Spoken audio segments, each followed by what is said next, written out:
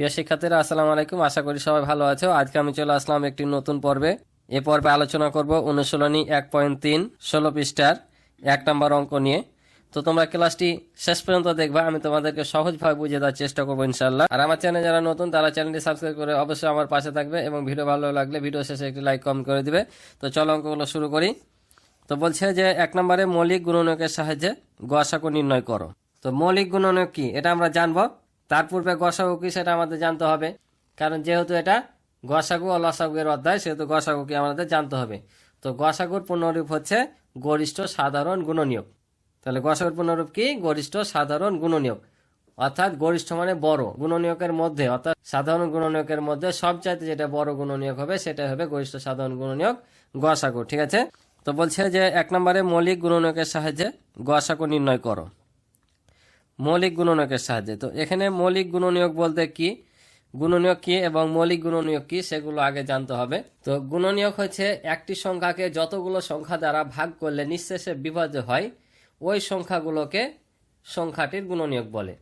মনে করো 12কে 1 2 3 4 6 12 এগুলো দিয়ে ভাগ করলে নিঃশেষে বিভাজ্য হয়, অর্থাৎ 1 2 3 4 6 12 এগুলো হচ্ছে 12-র গুণনীয়ক। তাহলে গুণনীয়ক কি বুঝতে পারছো।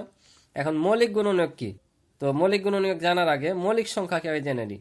মৌলিক সংখ্যা হচ্ছে যে সকল সংখ্যাগুলোকে এক এবং ওই সংখ্যা ব্যতীত অন্য কোনো সংখ্যা দ্বারা ভাগ করা যায় না সেগুলো হচ্ছে মৌলিক সংখ্যা। এখন মৌলিক গুণনীয়ক কি, তাহলে এই গুণনীয়কগুলোর মধ্যে যেগুলোকে এক এবং ওই সংখ্যা ব্যতীত অন্য কোনো সংখ্যা দ্বারা ভাগ করা যাবে না সেগুলো হবে কি সংখ্যা? মৌলিক সংখ্যা, এবং ওগুলো হবে ওই সংখ্যাটির মৌলিক গুণনীয়ক। তো চলো আমরা দেখে নিই। তো তোমরা এখানে দেখতে পাচ্ছ 12-র গুণনীয়ক আমি যেটা বললাম যে 1 2 3 4 6 12। তো এখানে দেখো এ 3কে আর 2কে এক এবং ওই সংখ্যা ছাড়া অন্য কোনো সংখ্যা দ্বারা ভাগ করা যায় না। তাহলে এখানে 2 আর 3 হচ্ছে মৌলিক গুণনীয়ক, বুঝতে পারছো। এগুলো সবগুলো হচ্ছে 12-র গুণনীয়ক, কিন্তু 2 আর 3কে ভাঙা যায় না কোনো সংখ্যা দ্বারা, তাই এই দুটা হচ্ছে মৌলিক গুণনীয়ক। তো এই মৌলিক গুণনীয়কের সাহায্যে আমাদের এই গসাগু নির্ণয় করতে হবে। তো চলো অঙ্কগুলো করি, তাহলে তোমরা আরো ক্লিয়ার হয়ে যাবা। তাহলে দেখো ক নাম্বারে দেওয়া আছে যে 144 240 আর 612 এগুলোর মৌলিক গুণনীয়কের সাহায্যে আমাদের গসাগু করতে হবে। তো চলো খাতা কলমে করে দিই। তাহলে দেখো এখানে 144কে আমরা ভাঙবো কিভাবে।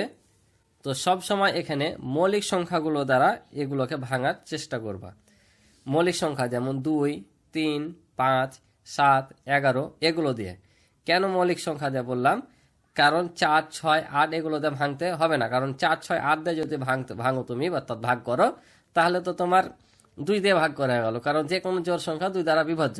তাই এখানে 2 4 6 8 না, সবসময় তুমি মৌলিক সংখ্যা হলো, অর্থাৎ বেশিরভাগ মৌলিক সংখ্যা হচ্ছে বিজোড়। শুধু 2 হচ্ছে একমাত্র জোড় এবং ছোট মৌলিক সংখ্যা, বাদ বাকি সব মৌলিক সংখ্যা হচ্ছে বিজোড়। তাহলে প্রথমে 2 দিয়ে ভাঙবা, জোড় সংখ্যা যদি হয় 2 দিয়ে নিবা, তা না হলে 3 5 7 11 13 এগুলো দিয়ে ভাঙার চেষ্টা করবা, দেখবা যে ভাঙতে পারবা।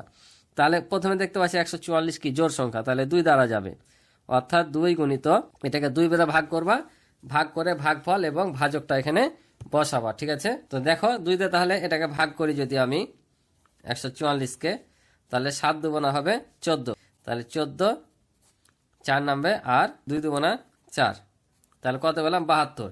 এখানে সবসময় মনে রাখবা এই ভাজক আর ভাগফল গুণ করলে আমরা পাই ভাজ্য, অর্থাৎ এটা আর এটা বসবে। তো 72, তো এখানে তো 2 নিয়েছি, তাহলে এখানে বসবে 72। ভাজক আর ভাগফল যদি গুণ করো ভাজ্য পাবা। তাহলে এখানে যে 2 পেয়েছো এই 2 কিন্তু 2 এখানে থেকে যাবে, গুণটা গুণ দিবা। এবার এই 72কে আবার ভাঙতে হবে কত দিয়ে? 2 দিয়ে 3 দিয়ে যত দিয়ে যায়। তো প্রথমে বলেছি সবসময় ছোট, তো 72 হচ্ছে জোড় সংখ্যা, তাহলে 2 দিয়ে যায়। আবার 72কে 2 দিয়ে ভাগ করো, যদি মুখে মুখে না পারো তাহলে ভাবে ভাগ করে নিবা। তাহলে কত হবে? 3 দুগুণা 6 1 আর 2 নামবে 6 দুগুণা 12, অর্থাৎ 36। তাহলে এখানে কত বসবে? 36, কারণ আমি বললাম এ ভাজক আর ভাগফলটা গুণ হয়ে এখানে বসে যাবে। কারণ আমরা যদি এই 3টা সংখ্যা আবার গুণ করি তাহলে এই সংখ্যাটা আমরা পাবো, কারণ 36 দুগুণা 72 আর 72 দুগুণা আবার কত হবে? 144। তাহলে সমান সমান এখানে যে 2টা 2 পেয়েছি এই 2টা 2 কিন্তু থেকে যাবে। এখন 36কে আবার ভাঙবো, তো 36 আবারও জোড় সংখ্যা কত দিয়ে যাবে? 2 দিয়ে যাবে, তাহলে 18 দুগুণা হবে 36। এখানে যে আমরা কয়টা সংখ্যা পেলাম, 3টা 2 পেয়েছি। এই 3টা 2 কিন্তু বসে যাবে। এই 18কে আবার ভাঙবো, তাহলে আবারও 2 দিয়ে যায়, 9 2 18। এখানে 4টা 2 পেলাম, এখানে যতগুলো পাবো এগুলো কিন্তু বসে যাবে। সব সময় আমরা ভাঙবো এই শেষের সংখ্যাটাকে যদি ভাঙানো যায়, অর্থাৎ কোনো সংখ্যা দ্বারা ভাগ করা যায়। তাহলে এটাকে 2 দেওয়া যায় না, 3 দিয়ে যায়, 3 3 9। তো এখানে যতক্ষণ পর্যন্ত তোমার মৌলিক সংখ্যা সবগুলো না হবে এভাবে ভাঙতেই থাকতে হবে শেষের সংখ্যাটাকে, ঠিক আছে। তো আমরা দেখতে পাচ্ছি এখানে মৌলিক সংখ্যা হয়ে গেছে, 3 আর ভাঙানো যাবে না, তাহলে এটাই এ পর্যন্ত শেষ। এবার ভাঙবো 240কে। তাহলে 240কে যদি ভাঙি আবারও কত দিয়ে যাবে, যেহেতু জোড় সংখ্যা, জোড় সংখ্যা কিভাবে বুঝবো, শেষে 0 2 4 6 8 যদি থাকে সেগুলো হচ্ছে জোড় সংখ্যা। তো দেখো কি বললাম, তাহলে 0 2 4 6 8 যদি থাকে সেটা হচ্ছে জোড় সংখ্যা, তার মানে 0 আছে, এটা জোড় সংখ্যা। একে 2 দ্বারা ভাঙবো, তো আমরা জানি 12 দুগুণা হয় 24, আর শূন্যটা এখানে বসে যাবে। 2 2 থেকে গেল। আবার দেখো 120কে তাহলে কত দিয়ে যাবে, 120কে আবারও 2 দিয়ে যাবে, তাহলে 2 দিয়ে যদি শূন্যটা বাদ দিই তাহলে 12কে ভাগ করি, তাহলে কত হয়, 6 দুগুণা 12, আর এই শূন্যটা চলে আসবে, 60 পেলাম। তাহলে এখানে 2টা 2 আছে, 2টা 2 বসে যাবে। তারপর আবার এটাকে 2 দিয়ে যায়, কারণ 60 হচ্ছে জোড় সংখ্যা, তাহলে কত হবে, 30 দুগুণা 60। তাহলে 3টা 2 পেয়েছি, 3টা 2 বসে দেবো, আবারও এটাকে 2 দিয়ে যায়, 15 দুগুণা হয় 30। তাহলে 4টা 2 পেলাম, 4টা 2 বসিয়ে দেবো, এটাকে আর 2 দিয়ে যায় না, 3 দিয়ে যায়, 3 5 15। তো শেষ সংখ্যা দেখো আমাদের মৌলিক চলে এসছে, তাহলে এটা আর যাবে না, এ পর্যন্ত শেষ। এবার আছে 612। তাহলে 612কে আবার কত দিয়ে ভাঙবো, এটাও জোড় সংখ্যা, শেষে 2 আছে, তাহলে 2 দ্বারা ভাঙবো। না পারলে এখানে তোমরা ভাগ করে নিবা, ঠিক আছে। তাহলে 2 দিয়ে 612কে ভাগ করে নাও। ভাগ করলে কত হবে, ভাগ করলে হবে তোমার দেখো যে 3 দুগুণা 6, 1 নামবে, ভাগ দিয়ে না আর এক ঘর নামাবো, একসঙ্গে 2 ঘর নামালে এটাকে 0 নিতে হয়। তাহলে কত হলো, 12 হলো, 6 দুগুণা 12, অর্থাৎ 306। 306। তারপর দেখো না 2 আছে, 2 থেকে যাবে, আবার আমরা এটাকে 2 দ্বারা ভাঙবো। 2 দ্বারা যদি ভাঙি তাহলে কত পাবো, তাহলে আবার ভাগ করে নাও। তাহলে দেখো 306কে আবারও কি করব, 2 দ্বারা ভাগ করব। তাহলে 2 1কে 2 1 0, 5 দুগুণা 10, 6 নামবে, 3 দুগুণা 6, তাহলে কত পেলাম, 153। তাহলে এখানে 2টা 2 আছে, 2টা 2 বসে যাবে, এটাকে আর 2 দিয়ে যাবে না, যেহেতু এটা বিজোড় সংখ্যা। তাহলে আমাদের এটাকে কয়টা ভাগ করে দেখতে হবে, 3 দিয়ে। 3 দিয়ে ভাগ করলে যাবে, মুখোমুখি হয়ে যাবে, দেখো 3 5 15, আর 3 1 3 51। আবারও কত দিয়ে যাবে, 3 দিয়ে, এখানে যা আছে এটি বসিয়ে দিলাম, এটাকে ভাগ করতে হবে, 3 17 হয় 51, 3 17 51। তাহলে আমাদের এখানে পুরোটাই 3টা সংখ্যা ভাঙা শেষ। এখন হচ্ছে আমাদের মৌলিক গুণনীয়ক গসাগু নির্ণয় করতে হবে। তাহলে লিখবো অতএব নির্ণয় গসাগু, নির্ণয় গসাগু সমান। তাহলে গসাগুর ক্ষেত্রে তোমরা এখানে মনে রাখবা যে এখানে আমরা যে সবশেষ অঙ্কটা বের করেছি, এখানে সবশেষ যে গুণনীয়কগুলো বের করেছি, এই গুণনীয়কগুলো থেকে আমরা কি করব, নিব, ঠিক আছে। যেমন এটা থেকে, এটা থেকে, আর এটা থেকে, এগুলো থেকে কিন্তু না, কারণ একটা থেকে নেওয়া মানে সম্পূর্ণতা থেকে কি হলো, নেওয়া হয়ে গেল। তাহলে আমাদের এখন দেখতে হবে যে গসাগু মানে হচ্ছে কমন নেওয়া, অর্থাৎ উভয় জায়গাতে যে সংখ্যাটা থাকে সেটা আমরা নিই, যেটা তোমরা পঞ্চম শ্রেণীতে শিখেছ যে গসাগু হচ্ছে যে গুণনীয়কগুলো মিল থাকে সে গুণনীয়কগুলো আমরা নিই, সেগুলোকে বলে সাধারণ গুণনীয়ক। তো এখানেও আমাদেরকে সেই রকম মৌলিক সাধারণ গুণনীয়ক বের করতে হবে, ঠিক আছে। এখানে যেগুলো আছে সবগুলো কিন্তু মৌলিক। তাহলে গুণনীয়কের মধ্যে যেগুলো মিলতো উভয় সংখ্যার ভিতর থেকে, যেগুলো মিলতো সেগুলো নিতা, এখানেও উভয় সংখ্যার মধ্যে সেই গুণনীয়কটা থাকা লাগবে, যেটা থাকবে সেটা নিব, এবং যতবার মিলবে ততবার নিব, বুঝেছ, যতবার মিলবে ততবার নিব। যেমন দেখো এখানেও 2 আছে, এখানেও 2 আছে, এখানেও 2 আছে, কিন্তু এখানে আছে 4টা, এখানে আছে 4টা, এখানে আছে 2টা, তাহলে কয়টা নিব? তো আমি বললাম যে যতগুলো মিলবে ততগুলো নিব, এবং যেখানে সবচেয়ে কম থাকবে সেটা নিব। কম মানে মিল থাকা, মিল থাকা মানে কম থাকা। যেমন দেখো এখানে 2টা আছে, এখানে 4টা আছে, এখানে 4টা আছে, অর্থাৎ আমাদের 2টা সব জায়গাতেই আছে, কিন্তু এই 2 জায়গাতে 4টা থাকলো, এই 2 জায়গাতে এখানে 4টা নাই, ওই জন্য আমরা নিতে পারবো না, কয়টা নিব, যে কয়টা মিলছে সে কয়টা নিব, অর্থাৎ সবচাইতে কম আছে 2 এখানে, সবচাইতে যেখানে কম থাকবে এবং উভয় জায়গাতে থাকবে সেটা নিব। এক কথায় সবচাইতে যেখানে কম থাকবে এবং প্রত্যেকটা সংখ্যার মধ্যে থাকবে সেটা নিব। তাহলে 2 আছে সবচাইতে কম এবং প্রত্যেকটা সংখ্যার মধ্যে আছে, এখানে তাহলে নিব আমরা কত, 2। তারপরে দেখো এখানে 3 আছে, এখানেও 3 আছে, এখানেও 3 আছে। সবচাইতে কম কোথায় আছে, এখানে একটা আছে, এখানে একটা আছে, এখানে 2টা আছে, তাহলে সবচাইতে কমটা নিব, অর্থাৎ একটাই 3 নিব। তারপর দেখো এখানে 17 আছে, এখানে নাই, এখানেও নাই, তাহলে 17 নিব না। কেন নিব না, যে সব জায়গাতে থাকতে হবে এবং কম পরিমাণে যেখানে থাকবে সেটা নিব। তাহলে 17 এখানে থাকলো, 2 জায়গাতে নাই। আবার দেখো এখানে 5 থাকলো, এখানে 5 নাই, এখানে 5 নাই, ঠিক আছে। এগুলো কিন্তু ধরবা না, এই শেষের দিকগুলো ধরবা প্রত্যেক সংখ্যার। তাহলে এখানে 5 থাকলো, 2 জায়গাতে 5 নাই, তাহলে আমরা 5 নিব না। তাহলে যে কয়টা পেলাম এ কয়টাই হবে আমাদের গসাগু, অর্থাৎ এগুলো আমরা এখন কি করব, গুণ করে দেবো। তাহলে 2 দুগুণা 4 আর 3 4 হচ্ছে কত, 12। তাহলে 12 হচ্ছে আমাদের গসাগু, অর্থাৎ 144, 240 আর 612 গসাগু হচ্ছে কি 12। বুঝছো?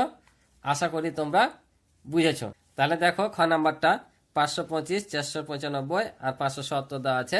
তাহলে সেম ভাবে আমরা ওভাবে অঙ্কটা করব। তাহলে এটাকে ভাঙবো। তো আমরা দেখতে পাচ্ছি একক স্থানীয় অঙ্ক কত আছে, 5 আছে, মানে বিজোড় সংখ্যা, এটা 2 দিয়ে যাবে না। তাহলে কত দেয়া, 2 এর পরে 3 দিয়ে দেখতে হবে। এখন এই সংখ্যাটা 3 দ্বারা বিভাজ্য নাকি আমরা ভাগ করব, ভাগ না করেও বের করা যাবে। যারা আমার 1.2 এর অঙ্কগুলো দেখেছো, পর্বগুলো দেখেছো, তারা অবশ্যই সেটা পারবা যে এই অঙ্কগুলো যোগ করে যদি 3 দ্বারা বিভাজ্য হয় যোগফলটা, তাহলে সংখ্যাটা 3 দ্বারা বিভাজ্য হবে। তাহলে 5 আর 5 10 আর 2 12, তাহলে 12কে 3 দ্বারা ভাগ করা যায়, তার মানে এই সংখ্যাটাও 3 দ্বারা বিভাজ্য, অর্থাৎ 3 দিয়ে এটাকে যাচ্ছে। এখন যদি 3 দিয়ে এটাকে ভাগ করতে না পারো তাহলে কি করবা, এটাকে 3 দ্বারা ভাগ করবা। তাহলে ভাগ করি, 3 1 3, 5 থেকে 3 বাদ দিলে 2, এই 2 নামবে, 3 7 21, তাহলে 1 5, 3 5 15, তাহলে কত পেলাম, 175, অর্থাৎ এখানে বসলো 175। 3 আর 175 গুণ করলে 525। তাহলে আবার কত দিয়ে ভাগ করবো, 3 দিয়ে যায় কিনা আবার দেখে নি। তাহলে দেখে 7 5 12 আর 1 যোগ করে 13, 13 3 দ্বারা বিভাজ্য না, তার মানে এটাকে 3 দিয়ে যাবে না। তাহলে 5 দিয়ে করে দেখতে হবে, 3 এর পর মৌলিক সংখ্যা 5। তো 5 দিয়ে বিভাজ্য কিনা আমরা কিভাবে বুঝবো, তাহলে একক স্থানে অঙ্ক যদি 0 এবং 5 থাকে তাহলে সংখ্যাটা 5 দ্বারা বিভাজ্য হবে। তাহলে এটা 5 দিয়ে যাবে। 5 দিয়ে যদি ভাগ করি, মুখে মুখে ভাগ করলে বেশি তোমরা অঙ্ক তাড়াতাড়ি করতে পারবা। তাহলে এখানে 3 5 কত, 15, 70 থেকে 15 বাদ দিলে 2 আর 5 নামে 25, তাহলে 5 7 35। তাহলে 25কে 5 দিয়ে ভাগ করলে 5 5 25। তাহলে দেখো এখানে 3 আছে, 3 বসে দিলাম, 5 5 বসে দিলাম, 35কে আবার 5 দিয়ে যায়, 5 7 35। তাহলে এটা শেষ, আর যায় না। এবার 495, 495কে দেখবো আবার 3 দ্বারা ভাগ যাচ্ছে কিনা, তাহলে যোগ করে নিই। তাহলে 4 আর 9 13, 13 আর 5 18, মানে এটা 3 দ্বারা বিভাজ্য হবে। তাহলে এটাকে 3 দ্বারা ভাগ করব। তাহলে এটাকে যদি 3 দ্বারা ভাগ করি, আবারও ভাগ করে নিই।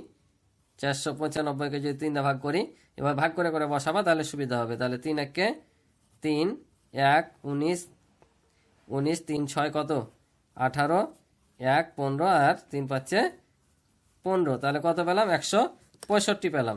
তাহলে এখানে 165 আবার কত দিয়ে যাবে, আবারও 3 দিয়ে যাবে। 3 দিয়ে যদি ভাগ করি, 3 5 15, 16 থেকে 15 বাদ দিলে 1, আবারও 15 নামবে, 3 5 15। তাহলে 2টা 3 আছে, বসে দিলাম। এটাকে আবারও 5 দিয়েছে, 5 11 কত হয় 55। এই যে মৌলিক সংখ্যা হয়ে গেছে, আর যাবে না, এটাই শেষ। তারপরে দেখো 570 আছে, 570। তাহলে এই যে একক স্থানীয় অঙ্কে কত আছে, 0 আছে, মানে 2 দিয়ে যাবে। তাহলে 2 দিয়ে যদি এটাকে ভাগ করি, তাহলে 2 2 4, 5 থেকে 4 বাদ দিলে 1 আর 7 নামে 17, তাহলে 8 2 16, 10, 5 2 10। আবারও না পারলে তোমরা 2 দিয়ে ভাগ করে নিবা। আবারও কত দিয়ে যাবে, 3 দিয়ে যাচ্ছে কিনা দেখে নিই, যে 10 15 3 দিয়ে যাবে। কারণ দেখো 8 আর 2 10, 5 15, 15 3 দ্বারা বিভাজ্য, মানে সংখ্যাটা 3 দ্বারা বিভাজ্য। তাহলে 3 দ্বারা ভাগ করলে কত হবে, এখানে দেখো 3 8 24, 3 নাম 27, 28 থেকে 27 বাদ দিলে 1 আর 5 নামে হবে 15, তাহলে হবে 5, অর্থাৎ 3 5 15। তাহলে যা আছে বসে হলো, এটাকে আবার 5 দিয়ে যাবে। 5 দিয়ে ভাগ করলে কত হবে, 5 1 5, 5 নাম 45। কেন, 5 1 5, 9 থেকে 5 বাদ দিলে 4 আর 5 নামে 45 হবে, 5 নাম 45, অর্থাৎ 19।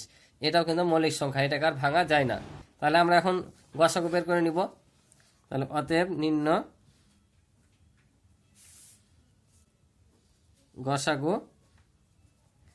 তাহলে আবার দেখব কি কোন সংখ্যাটা সব জায়গাতে আছে এবং সবচেয়ে কম কোনটা আছে। তাহলে আমরা কি বলেছি, সব সময় এই নিচের সংখ্যাটা থেকে আমরা কি করব, নিব। তাহলে এখানে 3 আছে, এখানেও 3 আছে, এখানেও 3 আছে, কিন্তু সবচাইতে কম কোথায় আছে দেখি। এখানে একটা, এখানে দুইটা, এখানে একটা, অর্থাৎ একটা নিব, কারণ একটাই আমাদের মিলছে। তারপর এখানেও 5 আছে, এখানেও 5 আছে, এখানেও 5 আছে, সবচাইতে কম আছে একটাই, তাহলে 5 নিব। এখানে 11 আছে, কিন্তু এই দুই জায়গাতে নাই। এখানে 7 আছে, কিন্তু এই দুই জায়গাতে নাই। এখানে 19 আছে, কিন্তু এই দুই জায়গাতে নাই। যদি এক জায়গাতেও না থাকে তারপরও নিব না। তাহলে এগুলোই আমাদের মৌলিক গুণনীয়ক, অর্থাৎ সাধারণ গুণনীয়ক। এই দুইটা পেলাম, 3 5 15, অর্থাৎ 15 হয়েছে আমাদের উত্তর। আশা করি বুঝেছ। এবার দেখো গ নাম্বারটা, এ পর্বে লাস্ট অঙ্ক। তো এটা দেখো, প্রথমে জোড় সংখ্যা 2 দিয়ে যাবে, তাহলে এটাকে 2 দিয়ে ভাগ করে নিব। তাহলে তোমরা একে পাশে ভাগ করে নিবা, আর না হলে তোমাদের 6-এ যেহেতু পড়ছো সাধারণ ক্যালকুলেটর ব্যবহার করতে দিবে, ক্যালকুলেটরও তোমরা করতে পারো। তাহলে 2 দিয়ে ভাগ করলে 2 1 2, 3 3 3 বসবে, 3 2 6, 3 2 6, 3 2 6। তাহলে এবার দেখো 2 দাঁত যাবে না, 3 দাও যাবে না, কারণ 3 3 9, 1 10, ভাগ যাবে না। 5 নাই শেষে বা 0, 5 দাও যাবে না, 7 দাও যাবে না। এই সংখ্যাটা একবারে যাবে তোমার 31 দিয়ে। 31 দিয়ে যদি এটাকে ভাগ করো, ভাগফল আসবে 43।